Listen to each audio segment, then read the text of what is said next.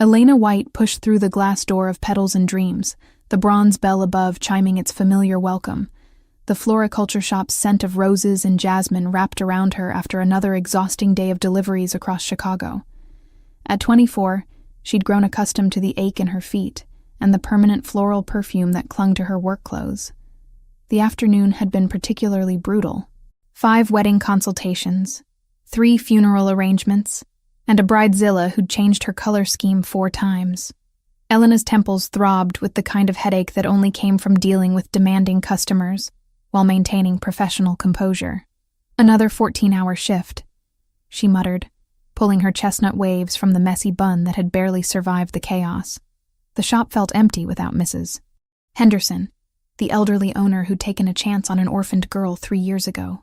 Elena had learned everything about flower arrangements through trial and countless errors. She moved through closing duties, checking each arrangement for wilted petals and refreshing water in the display buckets. Elena took pride in maintaining the shop's reputation for quality, even when exhaustion made every movement feel laborious. The phone's shrill ring pierced the evening quiet. Elena glanced at the antique clock mounted between arrangements. 7:45. Most customers rarely called this late, but desperate romantics occasionally needed rescue from their own poor planning. Petals and Dreams, this is Elena speaking. How may I help you? The voice that responded carried a thick accent, perhaps Eastern European, with an undertone that seemed almost menacing despite the polite words. Something about the cadence felt controlled, as if every syllable had been carefully measured. I need delivery tomorrow morning. Very specific order. Elena grabbed the worn notepad beside the register, her green eyes scanning the already packed schedule. Adding another delivery meant starting even earlier than usual, but late-night calls often paid better than regular orders. Of course, sir.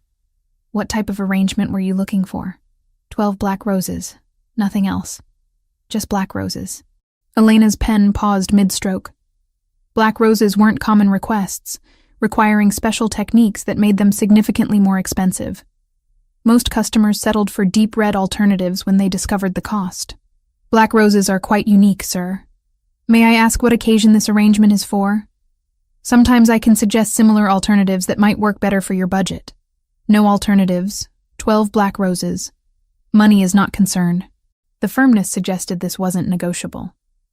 Elena scribbled the details, already calculating logistics. She'd need to contact her specialty supplier first thing tomorrow morning, which meant an earlier start and potentially higher costs for rush ordering. I'll need to check availability with my supplier, but I should be able to accommodate that request. May I have your name and delivery address? Address is 1247 Lakeshore Avenue. Large iron gates you cannot miss. Mansion with stone lions at entrance. Elena knew that address. Everyone in Chicago knew that neighborhood. Lakeshore Avenue housed some of the city's most expensive mansions, where old money and new wealth created an enclave of privacy and luxury that regular people only glimpsed through magazine spreads. And your name for the order, sir? Name is not important. You deliver to front gate, leave with security, collect payment. $200 cash. $200. Elena's hand tightened around the phone. That amount would cover her rent for the week and leave enough for groceries and the electric bill sitting unpaid on her kitchen counter. She never questioned customers who paid generously for expedited service, especially when her bank account remained perpetually balanced on disaster's edge. That's perfectly fine, sir. The delivery will be completed by 10 a.m. tomorrow morning. Is there any specific message you'd like included? No message. No card. Just roses. Very important they arrive exactly as ordered. The line went dead before Elena could confirm additional details. She stared at the receiver for several seconds, unease creeping through her tired mind like cold fingers. Something about the conversation felt off, though she couldn't pinpoint exactly what triggered her discomfort. The accent, the urgency, the specific request without context. Most customers provided background for their orders: anniversary flowers, apology arrangements, sympathy bouquets. There was usually context that helped Elena select appropriate presentation.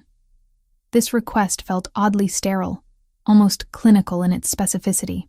Elena shook her head, dismissing her concerns as exhaustion-induced paranoia.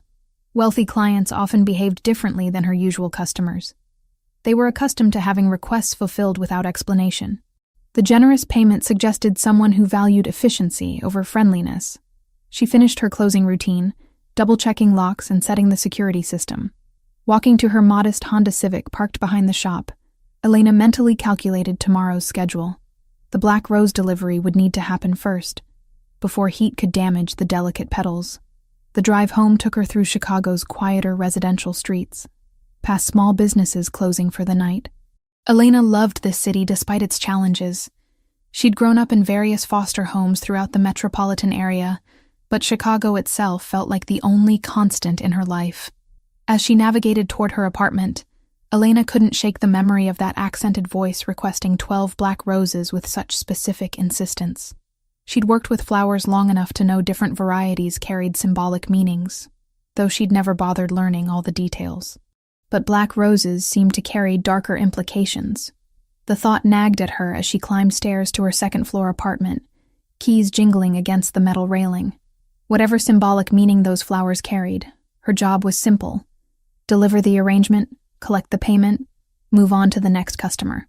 Elena had learned long ago that curiosity about clients' personal lives only led to complications she couldn't afford. Her apartment welcomed her with familiar simplicity. A small but clean space she'd made comfortable through careful budgeting.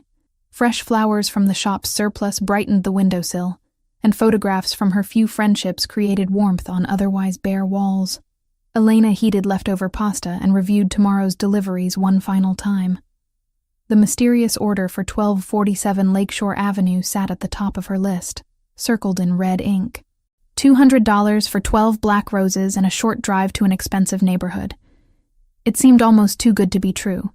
She finished her simple dinner and prepared for bed, setting her alarm for 5 a.m. to accommodate the early supplier call. Tomorrow would bring challenges, but also opportunities. Elena had survived worse situations through determination and careful planning. As she settled into sleep, Elena remained unaware that her acceptance of that strange phone order had set in motion events that would completely transform her quiet life. The black roses she would deliver tomorrow morning carried a meaning far more dangerous than she could possibly imagine, and the mansion behind those iron gates held secrets that would soon make her a target in a world she never knew existed. The rumble of engines outside Elena's modest apartment building cut through her morning routine like thunder through clear skies. She'd been awake since 5 a.m., successfully securing 12 pristine black roses from her specialty supplier and carefully arranging them in elegant black tissue paper. The delivery was scheduled for 9:30, giving her plenty of time to complete the mysterious order and move on to her regular appointments. But the sound outside her kitchen window wasn't the usual traffic noise of Chicago's morning commute. This was deeper, more deliberate, the synchronized purring of multiple powerful engines that seemed to vibrate through the building's thin walls. Elena paused mid-sip of her coffee, green eyes narrowing as she approached the window overlooking the street below. 3 black SUVs sat parked along the curb directly in front of her building, their tinted windows reflecting the early morning sunlight like dark mirrors. The vehicles looked expensive, pristine, and completely out of place in her working-class neighborhood where most residents drove decade-old sedans held together by hope and duct tape. Elena's heart skipped as she watched men in dark suits emerge from the vehicles with military precision.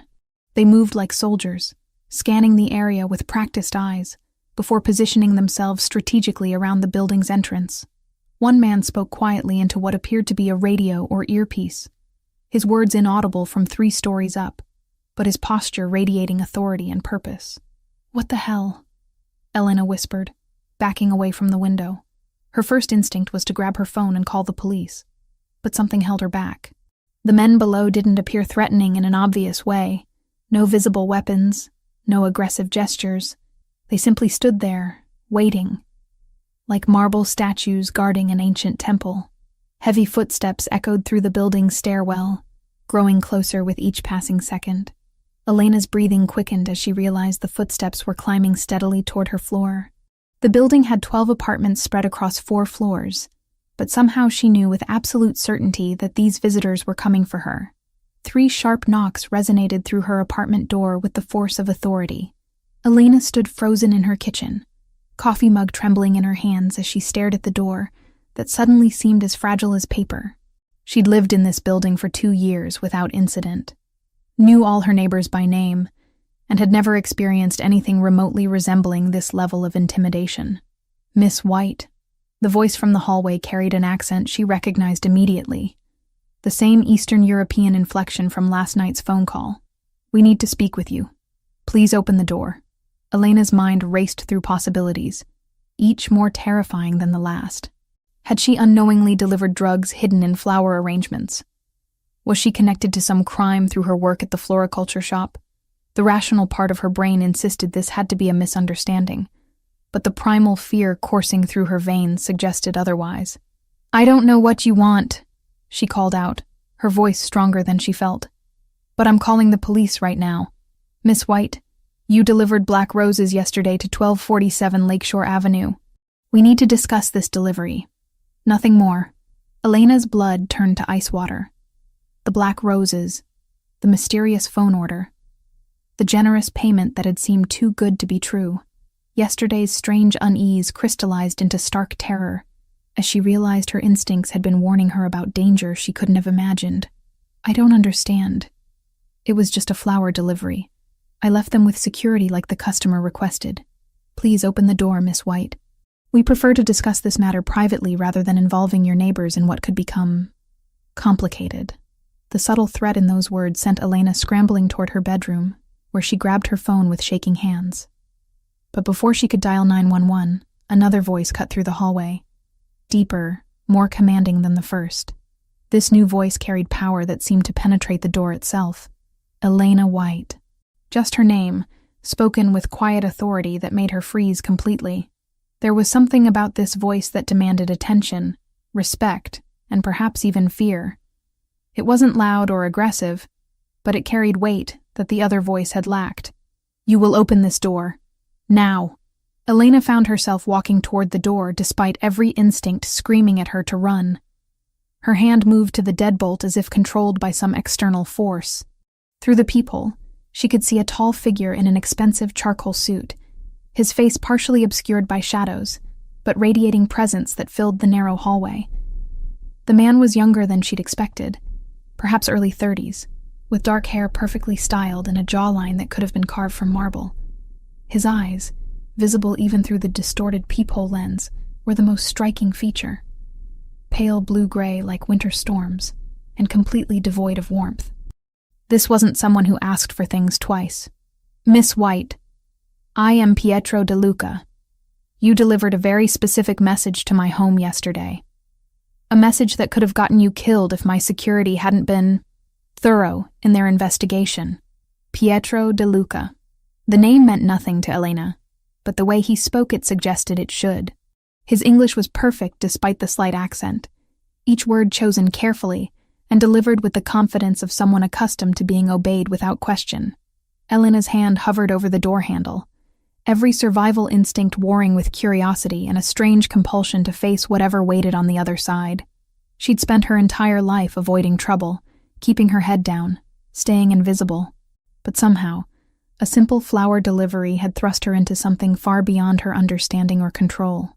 "I don't know what message you're talking about. Someone called the shop, ordered black roses, and I delivered them. That's all. I run a legitimate business. Black roses, Miss White, carry a very specific meaning in certain circles. They represent death, termination, the end of someone's existence. When 12 black roses appear at my front gate, it means someone wants me dead and is announcing their intention publicly." Elena's knees nearly buckled as the implication hit her. She'd unwittingly delivered a death threat to someone powerful enough to mobilize armed men and track her down within hours. The generous payment, the mysterious customer, the late-night phone call. It had all been part of something far more dangerous than a simple floral arrangement. "But I didn't know," she whispered, pressing her forehead against the door. "I swear I didn't know what it meant. Someone just called and placed an order. I thought it was for a funeral or maybe a Gothic wedding. I never would have—" "Open the door, Elena." The use of her first name, spoken with quiet intimacy, somehow made the command even more compelling. Elena turned the deadbolt with numb fingers, her mind struggling to process how her simple life had transformed into something from a nightmare. The door swung open to reveal Pietro De Luca in all his intimidating presence. He was even more striking in person than through the peephole. Tall, broad-shouldered, and carrying himself with the kind of confidence that came from never having to doubt his own power. His suit probably cost more than Elena made in 3 months, and the watch on his wrist could have paid her rent for a year. But it was his eyes that held her attention. Intelligent, calculating, and completely focused on her, as if she were the most important thing in his world at this moment. "You're going to come with me," Pietro said, his voice leaving no room for argument. "We need to discuss who placed that order and why they used your shop to send me a message. Your life may depend on how cooperative you choose to be." Behind him, Elena could see 2 other men in expensive suits, their positions carefully chosen to block any escape routes. Whatever world she'd accidentally stumbled into, there was no backing out now. The black roses she'd delivered so innocently had sealed her fate and tied her to Pietro De Luca in ways she couldn't begin to comprehend. Elena looked into those pale eyes and realized her quiet life was over. Whatever came next would either destroy her completely or transform her into someone she'd never imagined becoming. The only certainty was that there was no going back to the simple existence she'd known just 24 hours ago. The De Luca mansion rose before Elena like something from a Gothic novel, all stone and shadows against the gray Chicago morning. Wrought iron gates that had seemed impressive from the street now loomed overhead as the black SUV passed through, their intricate metalwork depicting twisted vines and thorns that seemed to writhe in her peripheral vision. Elena sat rigid in the leather back seat, acutely aware of Pietro's presence beside her and the armed man in the front passenger seat who hadn't spoken a single word during the 20-minute drive. The mansion itself defied every expectation she'd formed about wealthy homes. Where she'd imagined gaudy displays of nouveau riche excess, she instead found understated elegance that spoke of generations of accumulated power. The limestone facade was weathered but pristine, with tall windows that reflected the morning light like watchful eyes. Perfectly manicured lawns stretched in every direction, broken only by marble statues and fountain features that probably cost more than most people's houses. "Impressive, isn't it?" Pietro's voice carried a note of pride as he followed her gaze. "My great-grandfather built this place in 1924.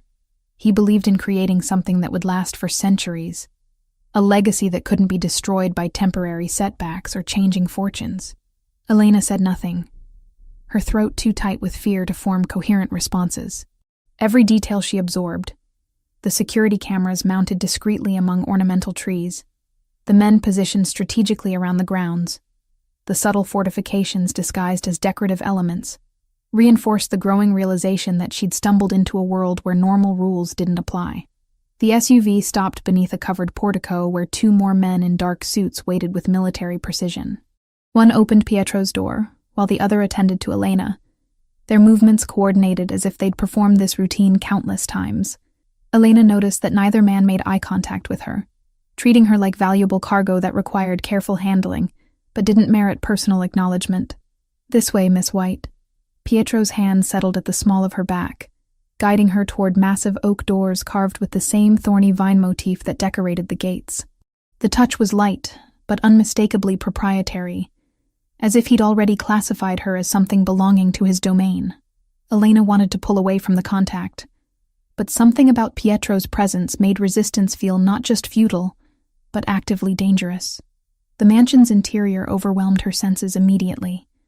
Marble floors polished to mirror brightness reflected light from crystal chandeliers that cast rainbow patterns across cream-colored walls. Original oil paintings in gilded frames depicted scenes of Italian countryside and formal portraits of stern-faced men who shared Pietro's distinctive features. The air itself felt different here, heavier, perfumed with expensive candles and fresh flowers that probably cost more than Elena's weekly grocery budget. "My study is this way." Pietro led her through a corridor lined with more artwork and antique furnishings that belonged in museums rather than private homes. Elena's practical mind couldn't help calculating the value of what she was seeing, and the numbers made her dizzy. This wasn't just wealth. This was empire-level resources that suggested influence extending far beyond legal business ventures. The study itself was a shrine to masculine power and old-world sophistication. Floor-to-ceiling bookshelves held leather-bound volumes in multiple languages, while a massive mahogany desk dominated the center of the room like a throne. Behind the desk, windows overlooked gardens, where she could see more security personnel moving with purpose that suggested they were anything but decorative. "Please, sit." Pietro gestured to one of two wingback chairs positioned in front of his desk. Elena perched on the edge of the seat, ready to bolt, despite knowing that escape was impossible. Pietro moved behind his desk with fluid grace, removing his suit jacket and hanging it carefully on a brass coat rack before taking his own seat. For several long moments, he simply studied her with those unsettling pale eyes. Elena felt like a specimen under a microscope, every detail of her appearance and demeanor being catalogued and analyzed. She'd thrown on jeans and a simple sweater that morning, choosing comfort over style for what she'd expected to be a routine day of deliveries. Now she felt utterly underdressed and exposed under Pietro's scrutiny. "Tell me about yourself, Elena White." His voice was conversational, almost friendly. But Elena detected steel beneath the silk. 24 years old, orphaned at 16, worked your way through community college while living in foster care. Currently employed at Petals and Dreams Floriculture Shop, where you've worked for 3 years. No criminal record, no outstanding debts beyond normal living expenses, no romantic entanglements. A remarkably clean and simple life. Elena's blood chilled as she realized he'd investigated her thoroughly enough to know details she'd never shared with anyone. "How do you know all that?" "It's my business to know things, especially when someone delivers death threats to my home." Pietro leaned forward slightly, his gaze never wavering. "The question isn't how I know about you, Elena. The question is whether you're as innocent as your background suggests, or whether someone recruited you specifically because you appeared harmless. Recruited me for what? I told you I just work at a flower shop. Someone called, placed an order, and I delivered it. I had no idea what black roses meant in your world. My world." Pietro's lips curved in what might have been amusement. "And what world do you think that is exactly?" Elena swallowed hard, finally voicing what had been growing clearer with every passing minute. "You're Mafia, aren't you? The security, the mansion, the way everyone acts around you. You're some kind of crime boss. I prefer businessman, but your assessment isn't entirely inaccurate." Pietro's admission was matter-of-fact, as if discussing the weather. The DeLuca family has various interests throughout Chicago and beyond. Some of those interests exist in gray areas that law enforcement finds problematic. Elena's hands trembled in her lap. "And someone used my flower shop to threaten you." "Precisely. The caller who placed that order knew exactly what message he was sending. Black roses at my gate announce intention to kill. A formal declaration of war between organizations. It's an old tradition, one that carries serious consequences for everyone involved. But I didn't know. I swear to you, I had no idea." Pietro opened a leather folder on his desk and slid several photographs across the mahogany surface toward Elena. "These were taken outside your apartment building over the past 3 weeks. Tell me if you recognize the man in the car." Elena's breath caught as she studied the surveillance photos. They showed her modest street from multiple angles, but in each image, the same dark sedan was parked in different positions with a clear view of her building. In one photo, she could make out a figure behind the wheel, middle-aged, wearing sunglasses despite the overcast day, with sharp features that suggested Eastern European heritage. "I've never seen him before," Elena said, her voice barely above a whisper. "Someone was watching me? For weeks. Long before the phone call to your shop. This suggests your involvement wasn't random, Elena. Someone specifically chose you as their messenger, probably because your background makes you appear innocent and unconnected to organized crime." Elena felt sick as the implications crashed over her. "You think someone set me up, used me to deliver a death threat without my knowledge." "I don't think, Elena, I know." Pietro gathered the photographs back into the folder. "The question now is what we do about it. You've seen my face, been in my home, learned things about my business that outsiders aren't meant to know. Under normal circumstances, that would create problems for both of us. The threat was subtle, but unmistakable." Elena understood that she'd crossed a line from which there might be no return. Her simple life, her quiet existence, her carefully maintained distance from trouble, All of it had been shattered by one phone call and a dozen black roses. "What are you going to do to me?" The question emerged as barely a whisper. Pietro studied her for another long moment, something unreadable flickering in those pale eyes. When he finally spoke, his voice carried a gentleness that surprised her. "That depends on you, Elena. You can help me find out who used you as their unwitting messenger. Or you can become a liability that needs to be managed. The choice is yours. But understand that there's no returning to your old life either way. You know too much now to simply walk away and pretend this never happened." Elena closed her eyes, realizing that her world had fundamentally changed in ways she was still struggling to comprehend. Whatever happened next would transform her from Elena White the florist into something else entirely, either Pietro De Luca's ally or his victim. The only certainty was that her quiet, ordinary life was gone forever. The safe house was nothing like Elena had imagined.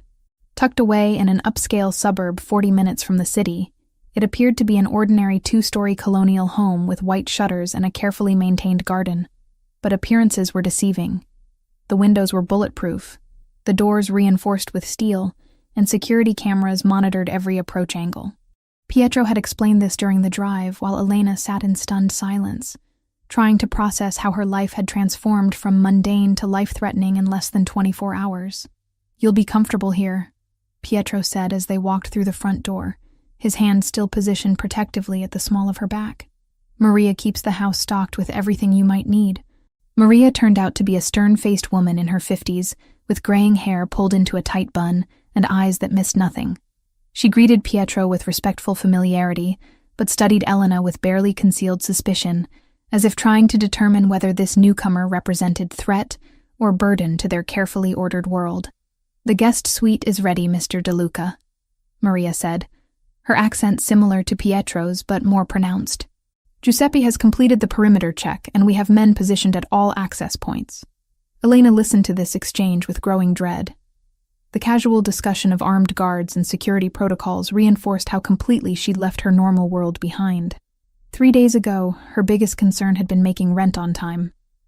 Now she was hiding from people who wanted to kill her for reasons she still didn't fully understand. The guest suite occupied the entire second floor, consisting of a spacious bedroom, private bathroom, and sitting area with windows overlooking the garden. The furnishings were expensive but not ostentatious. Comfortable chairs, quality linens, fresh flowers that reminded Elena painfully of her abandoned life at Petals and Dreams. "I can't stay here indefinitely," Elena said, as Pietro conducted a brief inspection of the rooms. "I have a job, responsibilities. People will notice if I just disappear. Your responsibilities have changed," Pietro replied without looking at her. He was checking window locks, with practiced efficiency, his movements those of someone accustomed to thinking about security, even in supposedly safe environments. "Maria will retrieve whatever you need from your apartment. As for your job, I've arranged for you to take medical leave due to a family emergency." Elena stared at him. "You can't just rearrange my life without asking." Pietro finally turned to face her, those pale eyes holding an intensity that made her step back involuntarily. "Elena, 3 hours ago someone bombed Petals and Dreams. The entire shop is gone along with half the block. If you'd been at work this morning instead of delivering black roses, you'd be dead." The words hit Elena like physical blows. Her shop, Mrs. Henderson's shop, destroyed. The place where she'd learned everything about flowers, where she'd built something resembling stability after years of foster care uncertainty. Gone, eliminated as casually as erasing chalk from a blackboard. "Mrs. Henderson," Elena whispered, sinking into one of the chairs. "Is she wasn't there. According to our information, she was visiting her sister in Milwaukee this week. But the message is clear. Whoever orchestrated this wants to eliminate any connection between you and that phone call." Elena buried her face in her hands, overwhelmed by grief and terror in equal measure. "I don't understand why someone would go this far. It was just a flower delivery. It was a death threat delivered to the most powerful crime family in Chicago," Pietro corrected grimly. "The Russians have been testing our boundaries for months, looking for weakness they can exploit.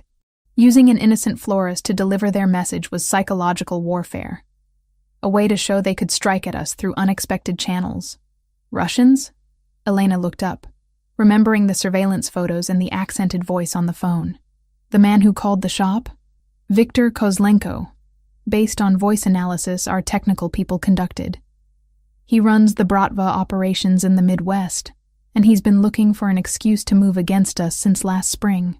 Pietro moved to the window, gazing out at the garden where Elena could see armed figures moving among the trees. By using you to deliver the threat, he accomplished several objectives at once. Elena felt sick as the implications became clear. He made me a target. Exactly. If I'd reacted emotionally and hurt you, it would have provided justification for retaliation. If I'd ignored the threat, it would have suggested weakness. Either way, he created a situation where he could claim moral authority while advancing his territorial ambitions.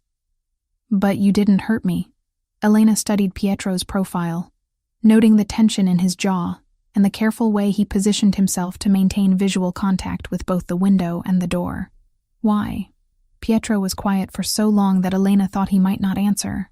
When he finally spoke, his voice carried an undertone she hadn't heard before, something almost vulnerable beneath the usual authority.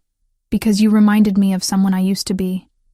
Before this life claimed me completely, I was just a college student who wanted to study architecture and build beautiful things instead of managing an empire built on violence and fear. He turned from the window, meeting her gaze directly. Seeing your genuine confusion, your innocence, it reminded me what I'd lost. The admission hung between them like a bridge neither was sure they should cross. Elena found herself looking at Pietro differently, seeing past the intimidating exterior to glimpses of the man he might have been under different circumstances. The thought that someone so powerful could harbor regrets about his path made him seem more human and somehow more dangerous simultaneously. A sharp knock at the bedroom door interrupted the moment. "Mr. De Luca," came Giuseppe's voice from the hallway. "We have movement on the perimeter. 3 vehicles approaching from the east road." Pietro's entire demeanor shifted instantly, the vulnerable man disappearing as the crime boss reasserted control. "Stay here," he commanded Elena, his hand moving automatically to check the weapon concealed beneath his jacket. "Whatever happens, don't leave this room until I come back for you." "Pietro, wait." Elena stood, surprising herself by using his first name. "What if you don't come back?" He paused at the doorway, something unreadable flickering across his features. "Then Maria will know what to do. She's been with my family for 20 years, and she won't let anything happen to you. Why do you care what happens to me?" The question escaped before Elena could stop it. "I'm nobody special, just someone who got caught in the middle of your war." Pietro studied her for a long moment, his pale eyes searching her face as if memorizing every detail. "You're wrong about that, Elena. You're exactly what I've been looking for without knowing I was searching. Someone real in a world of carefully constructed lies. Someone who still believes in beautiful things." Before Elena could respond, he was gone, leaving her alone with the sound of men moving through the house with military precision and the growing certainty that whatever happened in the next few minutes would determine whether her new life would continue or end before it truly began. Through the bulletproof windows, Elena could see muzzle flashes in the darkness as the safe house came under attack. The war between the families had found them, and she was trapped in the middle of violence she'd never chosen, but could no longer avoid. All she could do was wait and hope that Pietro's promise of protection would prove stronger than Viktor Kozlenko's determination to eliminate everyone connected to the Black Roses that had started this deadly game. The gunfire had stopped 2 hours ago, but Elena still flinched at every small sound from the darkened house below. She'd spent the time pressed against the far wall of her room, away from the bulletproof windows, listening to shouted commands in Italian and the occasional burst of automatic weapons fire that made her heart skip beats. Now silence filled the safe house like a held breath, and the waiting was almost worse than the violence had been. When footsteps finally approached her door, Elena grabbed the heavy crystal paperweight from the desk, her only available weapon against whatever might come through that door. The soft knock that followed was almost anticlimactic after the terror of the past few hours. "Elena, it's Pietro. May I come in?" Relief flooded through her so intensely that her knees nearly buckled. She set down the paperweight with shaking hands and opened the door to find Pietro standing in the hallway, his expensive suit torn and blood-stained, his left arm hanging at an awkward angle that suggested injury. But he was alive, and the pale eyes that met hers held exhaustion rather than the cold emptiness she'd feared might be all that remained after the battle. "You're hurt," Elena said, her practical instincts overriding everything else. "Let me look at that arm.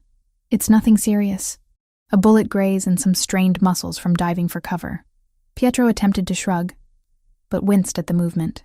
Giuseppe handled the situation efficiently. "The Russians won't be bothering us again tonight." Elena didn't ask what "handled the situation" meant.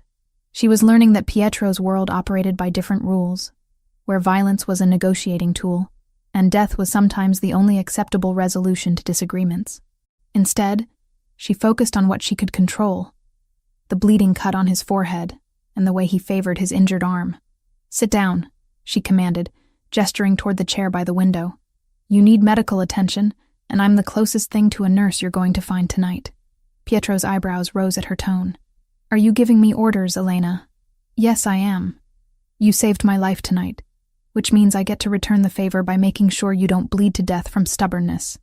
Elena moved to the bathroom, gathering towels and the first aid kit she'd noticed earlier. Besides, someone needs to clean those wounds properly before they get infected. To her surprise, Pietro complied without further argument, settling into the chair with careful movements that revealed more injuries than he'd initially admitted. Elena approached him slowly, suddenly aware of the intimacy required to tend his wounds and the way the lamplight played across his sharp features.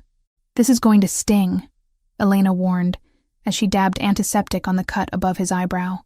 Pietro remained perfectly still under her ministrations, his pale eyes never leaving her face as she worked. The intensity of his gaze made her hands tremble slightly, but she forced herself to focus on cleaning the wound thoroughly. "Where did you learn to do this?" Pietro asked quietly. "Foster care teaches you basic medical skills quickly. When you're bounced between homes with different rules and resources, you learn to take care of yourself and others." Elena moved to examine his injured arm, carefully rolling up his torn sleeve to reveal a bullet graze along his bicep. "I spent 2 years with a foster mother who was a retired army medic. She made sure I knew how to handle emergency situations. The system failed you." There was anger in Pietro's voice, but Elena sensed it wasn't directed at her. Children shouldn't have to learn survival skills before they learn to drive. "The system isn't perfect, but it kept me alive until I could make my own way." Elena began cleaning the bullet wound, noting how Pietro controlled his breathing to manage the pain without showing weakness. "Some of my foster families were wonderful people doing their best in difficult circumstances. Others weren't. Tell me about the ones who weren't." Pietro's request was quiet, but carried unmistakable command. Elena realized he wasn't making conversation. He was gathering information about her past, learning what had shaped her into the woman treating his wounds with gentle competence. The Hendersons were the worst. They took in kids for the monthly payments but provided minimal care in return. 3 of us shared a basement room with no heat, and we were expected to earn our keep through household labor and babysitting their biological children. Elena's voice remained steady as she recounted memories she rarely shared. "I was 14, and I learned to make meals from whatever expired food they bought in bulk. I learned to mend clothes until they fell apart completely. Mostly, I learned that survival meant being useful enough to keep, but invisible enough to avoid attention." Pietro's jaw tightened as he processed this information. "How long were you with them?" 18 months, until Mrs.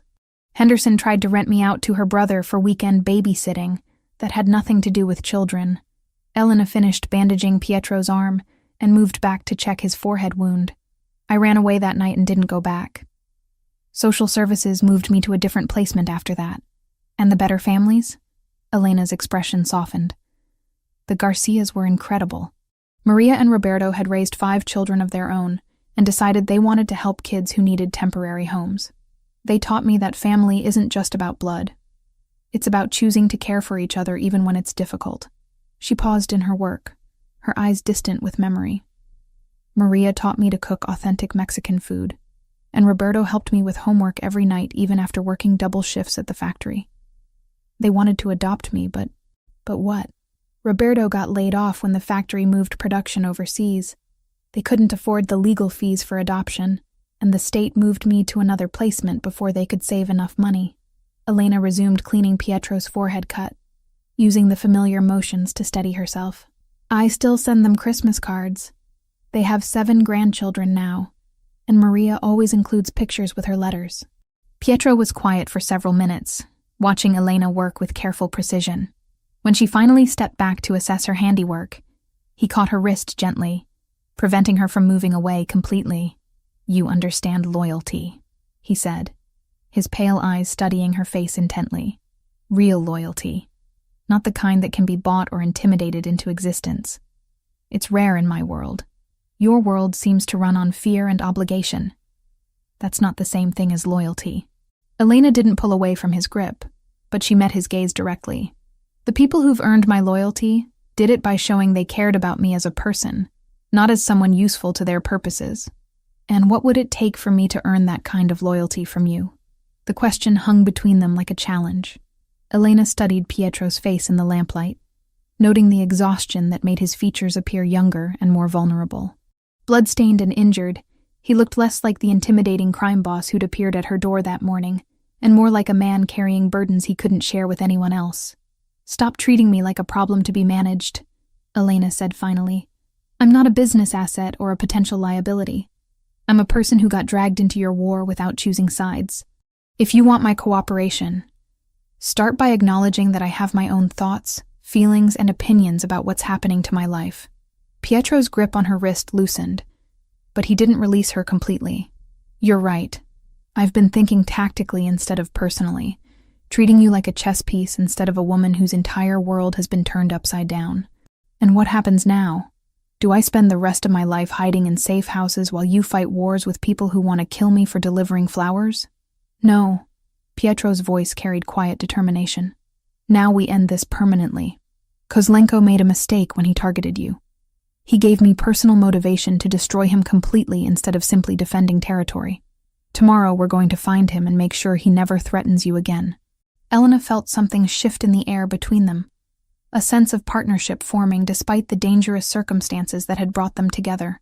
For the first time since answering that fateful phone call, she felt like an active participant in her own fate, rather than a victim of forces beyond her control. "What do you need me to do?" she asked. Pietro's smile was the first genuine expression she'd seen from him, transforming his entire face. "Help me plan how to use Victor's own tactics against him. After all, you understand the art of appearing harmless while being far more dangerous than anyone suspects."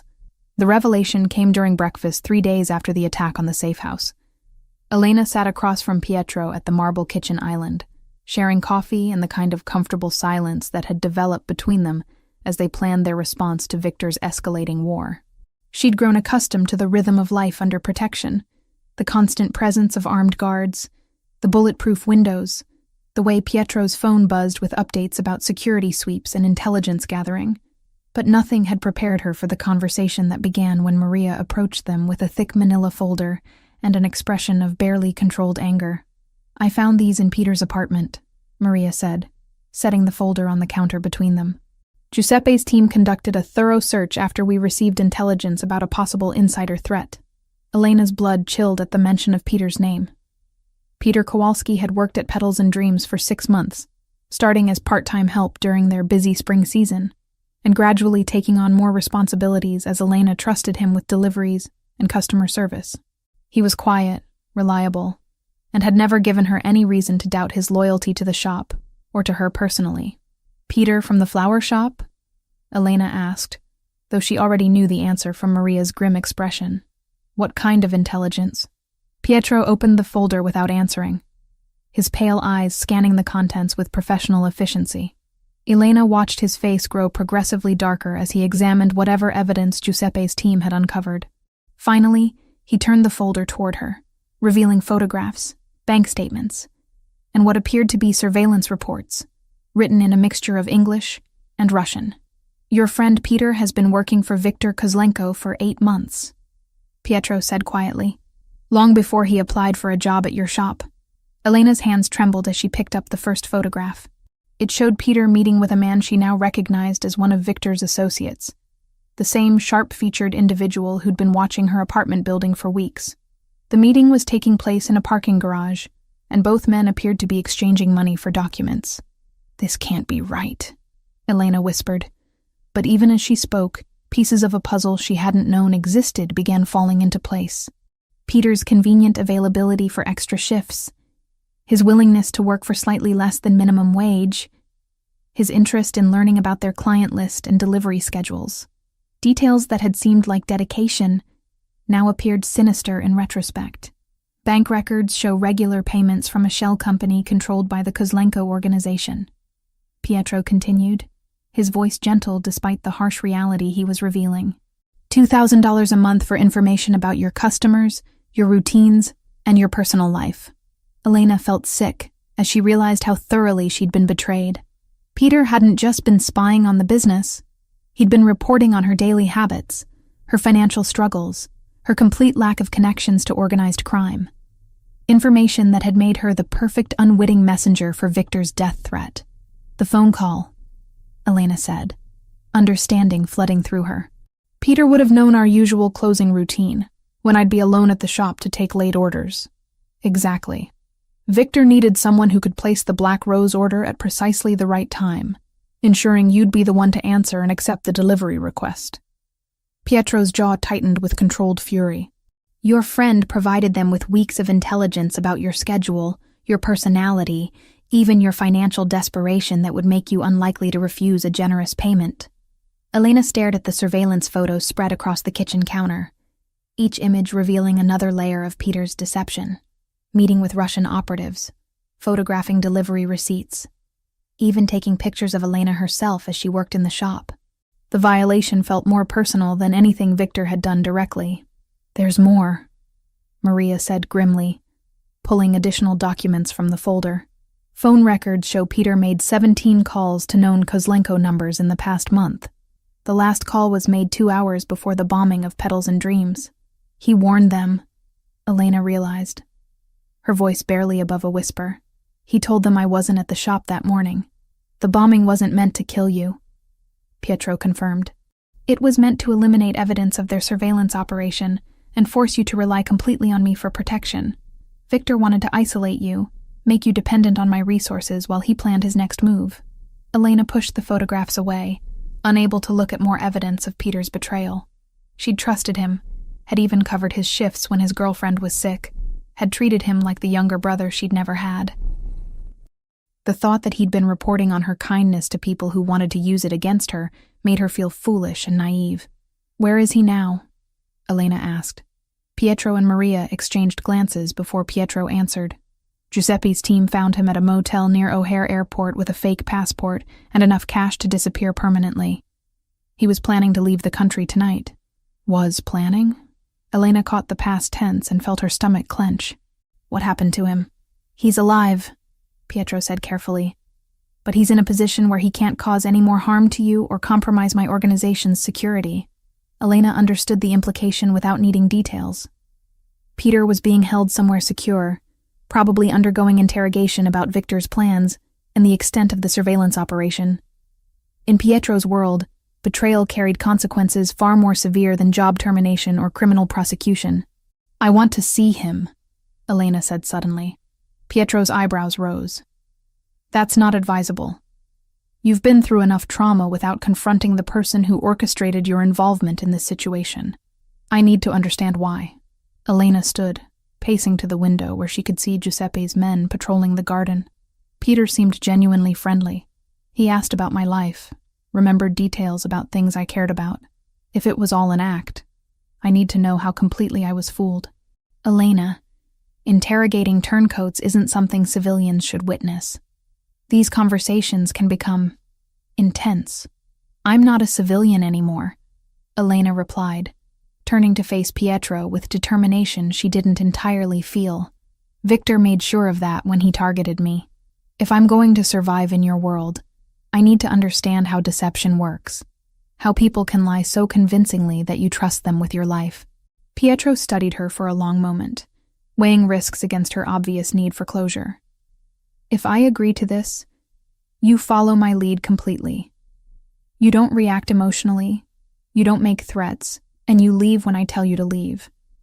Peter is dangerous precisely because he's skilled at manipulation. Elena nodded, though part of her wondered if she was making another mistake by trusting Pietro's judgment. But she needed answers that only Peter could provide. Needed to understand how someone could smile at her every day while systematically betraying everything she cared about. "One more thing," Pietro said as they prepared to leave. Peter wasn't working alone. The surveillance operation, the timing of Victor's moves, the coordination required, it suggests he had help from someone else close to you. Someone you haven't suspected yet. Elena's blood chilled as she realized the betrayal might extend beyond Peter.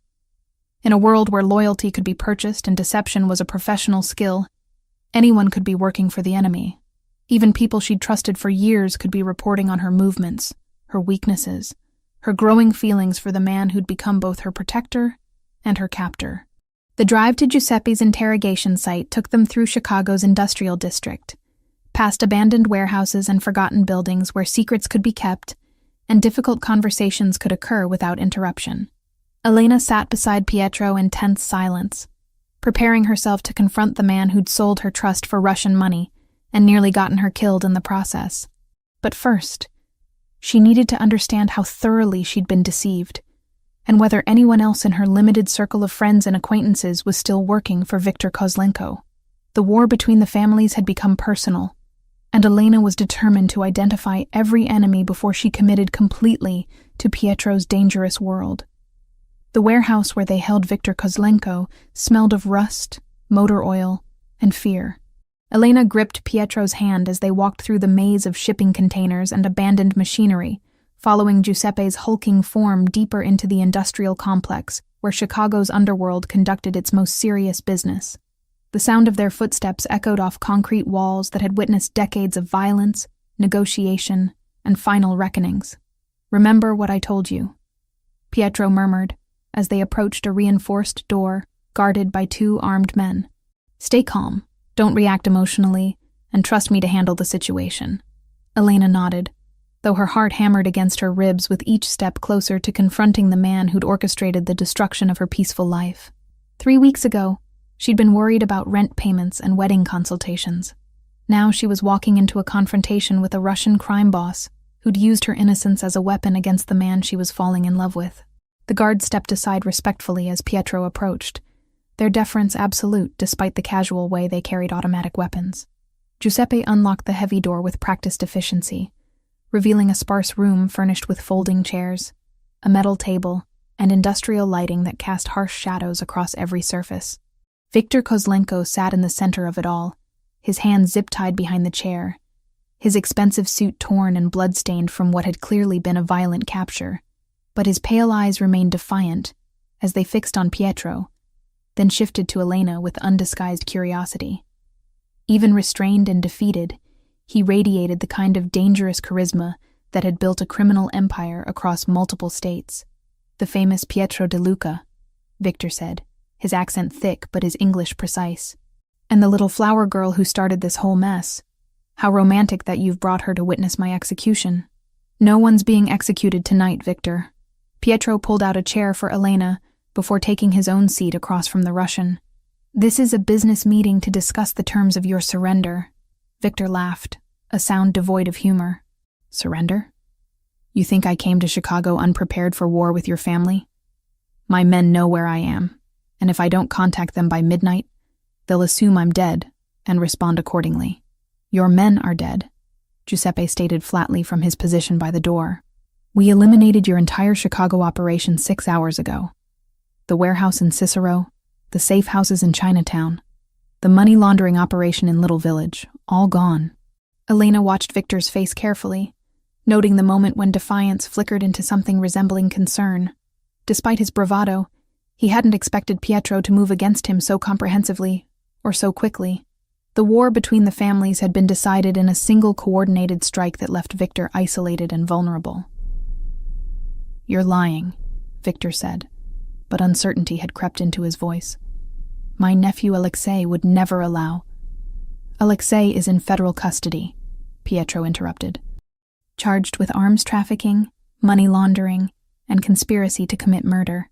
The evidence we provided to the FBI was quite compelling. He'll be lucky to see daylight before his 60th birthday." Elena realized she was witnessing the systematic dismantling of Victor's power structure. Each revelation designed to strip away his confidence, and force him to confront his complete defeat. Pietro wasn't just physically stronger. He'd outmaneuvered Victor strategically, turning the Russian's own tactics against him with devastating effectiveness. "Why am I here?"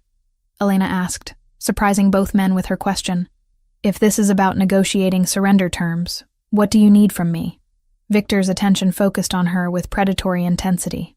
"Ah, the innocent asks the right question. You're here because Pietro wants you to see what happens to people who threaten what belongs to him. This isn't negotiation. It's demonstration. Elena doesn't belong to me," Pietro said quietly, but his pale eyes remained fixed on Victor. "She's here because she deserves to understand why her life was destroyed and who was responsible for targeting her." Such noble words from a man whose family has built an empire on violence and fear. Victor's smile was sharp as broken glass. "Did you tell her about your father, Pietro? About how he expanded the De Luca territory by eliminating entire bloodlines? About the children who died because they carried the wrong surname?" Elena felt Pietro tense beside her, recognizing that Victor was probing for emotional weakness he could exploit. But Pietro's voice remained steady when he responded. "My father's sins don't excuse yours, Victor. You targeted an innocent woman to wage psychological warfare against me. That crossed a line that can't be uncrossed." "Innocent?" Victor's laugh was genuinely amused. "Your little flower girl isn't as innocent as she pretends. Ask her about the fire that killed her foster parents when she was 16. Ask her why the insurance investigation was never completed." Elena's blood turned to ice water. The fire that had killed the Hendersons, her abusive foster parents who'd tried to exploit her in ways that still gave her nightmares. The blaze that had started in the basement where she'd been forced to sleep, spreading upward through the old house while the family slept. She'd barely escaped through a basement window, arriving at the fire department covered in soot and claiming she'd been staying overnight with a friend. "That's enough," Pietro said, his voice carrying a warning that made the temperature in the room seem to drop several degrees. But Victor wasn't finished. "The fire started in the basement, didn't it, Elena?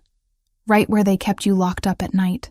Such a convenient accident, especially considering how the insurance investigators found traces of accelerant near your sleeping area."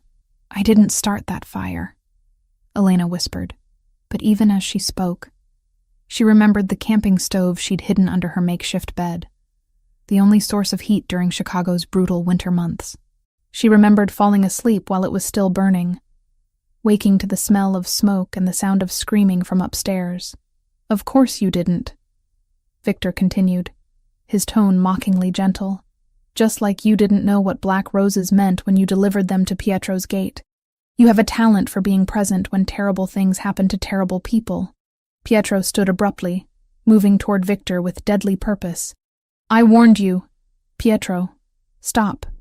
Elena caught his arm, surprising herself with her own calm voice. "He's trying to manipulate us both. Whatever happened that night, it was an accident. I was a child trying to survive in an impossible situation."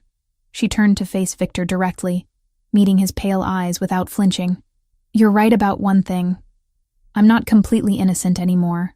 Being around Pietro has taught me that sometimes violence is the only language that monsters understand." Elena reached into her purse and withdrew the small pistol Pietro had given her for protection, the weight of it familiar in her hands after hours of training with Giuseppe. Victor's smirk faltered as she pointed the weapon directly at his chest, her grip steady, despite the adrenaline coursing through her system. "You destroyed my shop, threatened my life, and used people I cared about as weapons against me," Elena said quietly. "But your mistake was thinking I'd remain helpless while you played your games." The sound of the gunshot echoed through the warehouse like thunder, followed by Victor's scream of pain as the bullet shattered his kneecap. Elena lowered the pistol, her hands perfectly steady as she met Pietro's shocked gaze. "Now we can negotiate surrender terms," she said calmly. "Victor understands the consequences of refusing, and you understand that I'm not the same woman who delivered flowers last week." Pietro stared at her with something between admiration and concern, recognizing that Elena had crossed a line from victim to active participant in his dangerous world. The transformation was complete. She was no longer an innocent caught in the crossfire, but a woman who'd chosen to fight back against the forces that had tried to destroy her. Victor writhed in his chair, blood flowing freely from his wounded leg, his arrogance replaced by genuine fear, as he realized that Elena represented a new kind of threat, someone with nothing left to lose, and the determination to make her enemies pay for their mistakes. The war between the families was over, but Elena's evolution from Florist to something far more dangerous had just begun. She'd proven she could pull the trigger when necessary, and both Pietro and Victor understood that she would never again be underestimated by anyone who threatened what she'd chosen to protect. 6 months later, Elena DeLuca stood at the floor-to-ceiling windows of the penthouse office overlooking Lake Michigan, watching cargo ships navigate the harbor while reviewing shipping manifests for Pietro's legitimate import business. The autumn sunlight caught the diamonds in her wedding ring, casting rainbow patterns across the mahogany desk that had once intimidated her, but now felt like a natural extension of her authority. The transformation from florist to crime boss's wife had been more dramatic than she'd ever imagined possible. But Elena had discovered talents for organization and strategic thinking that surprised everyone, including herself. What had begun as helping Pietro manage his legitimate business interests had evolved into partnership in ways that extended far beyond their marriage certificate. The Nightingale shipment cleared customs without inspection, Giuseppe reported from the doorway, his massive frame filling the space as he delivered the weekly intelligence briefing. Our contact at the Port Authority confirmed all documentation was accepted without question. Elena nodded, making notes in the coded ledger that tracked their various operations. The Nightingale shipments contained medical supplies for the network of clinics Pietro funded throughout Chicago's underserved neighborhoods. But they also provided cover for more sensitive cargo that helped maintain their territorial agreements with other families. "Any word from our friends in Milwaukee about the Torino situation?" Elena asked, referring to a rival family attempting to expand into their pharmaceutical distribution territory. "Handled quietly," Giuseppe replied. "No complications, no police involvement. The Torinos have agreed to focus their attention on cities where they won't encounter resistance from established operations." The language of violence had become as familiar to Elena as flower arrangements once were, though she preferred solutions that didn't require bloodshed. Her background in customer service had translated surprisingly well to managing criminal negotiations, understanding what people really wanted, finding compromises that let everyone save face, knowing when to appear sympathetic and when to project strength. Pietro emerged from the private elevator that connected their office to the residential floors above, carrying 2 cups of espresso and wearing the slight smile that had become more frequent since Viktor Kozlenko's permanent departure from Chicago 6 months ago. The Russian had been shipped back to Moscow in several different containers, his organization's assets absorbed into the DeLuca empire through careful negotiation with federal authorities who'd been convinced that cooperation served everyone's interests. "The Henderson proposal came through," Pietro said, settling into the chair beside Elena's desk rather than behind his own. "They've agreed to our terms for the Riverside Development Project." Elena accepted her espresso with a kiss that still sent electricity through her system despite 6 months of marriage. The legitimate development projects had become her specialty, using her understanding of city planning and community needs to identify profitable opportunities that also provided genuine benefits to Chicago's neighborhoods. "What about the community center we discussed?" Elena asked. "The one with the youth programs and job training facilities?" "Already included in the architectural plans. Maria is coordinating with the contractors to ensure construction begins by spring." Pietro's expression softened as he watched Elena review the development contracts. "You realize you're becoming more ruthless in business negotiations than I am? The Henderson Group was terrified of disappointing you after that last meeting." Elena laughed, remembering how she'd quietly suggested that disappointed business partners sometimes experienced unfortunate accidents in Pietro's world. The threat had been subtle enough to maintain plausible deniability, but clear enough to ensure rapid agreement to their terms. "I learned from the best," she replied, though they both understood that Elena's approach to power was fundamentally different from the intimidation tactics that had built the DeLuca empire. She preferred psychological pressure to physical violence, economic leverage to direct confrontation, and she'd proven remarkably effective at expanding their influence through methods that attracted less law enforcement attention. The phone on Elena's desk buzzed with the distinctive tone that indicated secure communication from their network of informants. She answered with the businesslike efficiency that had become second nature. "Mrs. DeLuca speaking." "Ma'am, this is Detective Morrison from the Financial Crimes Unit. We have developments on the Torino investigation you might find interesting. Elena activated the encryption protocol and switched to speaker mode so Pietro could monitor the conversation. Detective Morrison was one of several law enforcement officials who'd discovered that cooperation with the De Luca organization often provided better results than traditional police work, especially when dealing with criminals who showed less restraint than Pietro's operation. What kind of developments, Detective? The Torinos were laundering money through medical supply companies, just like you suspected. We followed the paper trail you provided and uncovered a network of fake pharmaceutical distributors operating across 6 states. The arrests should happen within the next 48 hours. Elena made notes in her encrypted files, already calculating how the Torino family's collapse would affect territory distribution and business opportunities throughout the Midwest. Pietro had taught her to think several moves ahead, anticipating consequences and preparing responses before problems became crises. Excellent work, Detective.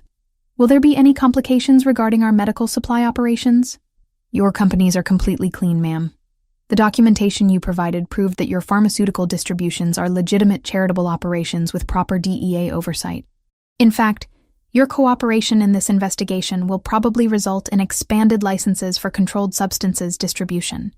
Elena smiled, appreciating how her legitimate charitable work provided perfect cover for their more questionable activities. The clinics they funded genuinely helped thousands of people throughout Chicago, but they also created relationships with medical professionals who occasionally needed favors that only the De Luca organization could provide. After ending the call, Elena found Pietro watching her with the same mixture of admiration and slight concern that had become familiar during their months of partnership. She'd proven capable of matching his strategic thinking and exceeding his diplomatic skills, but her rapid adaptation to criminal life sometimes worried him. Any regrets? Pietro asked quietly, the question that had become routine between them during moments of reflection. Elena considered the question seriously, as she always did. 6 months ago, she'd been struggling to pay rent while working 14-hour days at a job that barely covered her expenses. Now she managed a multi-million-dollar operation, lived in luxury beyond her previous imagination, and wielded influence that extended throughout Chicago's political and business communities. But more importantly, she'd found purpose that extended beyond mere survival. The charitable projects, the community development initiatives, even the way they'd restructured their criminal operations to minimize harm to innocent people. It all represented the kind of positive impact she'd dreamed of making, but never had the resources to attempt. No regrets, Elena replied, meaning it completely. I've never been more useful or more fulfilled than I am now. Pietro's smile became the genuine expression of contentment that had replaced his earlier mask of controlled authority. Maria is preparing dinner on the terrace tonight. She mentioned something about celebrating 6 months of marriage and discussing plans for expanding the family. Elena's heart skipped at the implication, though they'd been discussing children for weeks. The idea of raising a family within the world they'd built together no longer frightened her. Their empire was stable, their enemies eliminated, and their legitimate businesses provided cover for a lifestyle that could appear completely normal to outside observers. Tell Maria we'll need champagne, Elena replied, standing to straighten Pietro's tie in a gesture that had become their private ritual. And perhaps we should start planning the nursery. The room overlooking the garden would be perfect. As the sun set over Lake Michigan, Elena reflected on the journey that had brought her from delivering black roses to building an empire, alongside the man who'd initially terrified her. The florist who'd answered a wrong number 6 months ago was gone forever, replaced by a woman capable of navigating the most dangerous waters of power and influence. But at its core, their story remained what it had always been. 2 people who'd found in each other the perfect partner for building something beautiful from the thorny complexity of real life. The black roses that had brought them together now bloomed in their private garden, a reminder that even the darkest beginnings could grow into something worth protecting with absolute ruthlessness. Elena De Luca had never imagined that love could be cultivated from violence and fear, but she'd learned that the strongest foundations were built from surviving the worst storms together.